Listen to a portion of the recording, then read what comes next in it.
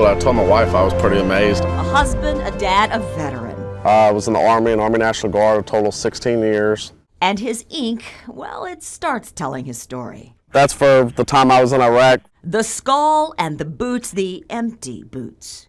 This right here is a soldier's cross. Erick went to Iraq with his father's words branded on his brain. My father, you know, he's probably he is the person I respect most in my life. And his father's words? He said, son, he goes, you've got 11 guys. He said, make sure you bring them all back. And that's the last thing he told me. And they didn't all come back. I feel guilty because I'm here.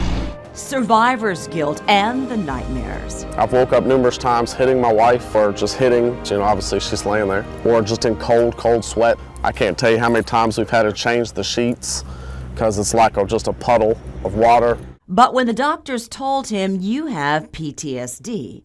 They've tried tons of medicine with me, and a long time ago I'd throw it right in the trash can. Since then, nothing has helped, nothing. But then Erick heard about Canines for Warriors, a nonprofit here on our First Coast.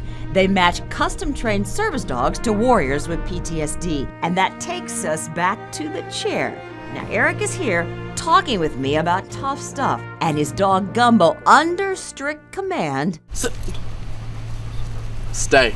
Gumbo's feet, you see, glued to the ground, always obeys. But watch now. Erick's remembering the doctor saying you have PTSD and you need help. Oh, I'd get mad. I'd get, you know, extremely ugly words come out of my mouth and told them, you know, just because they open a book, they can't put that stigma on me of what supposedly, you know, I have just because that's what their books say and stuff like that. I was like, there has to be, you can tell I'm getting a little agitated.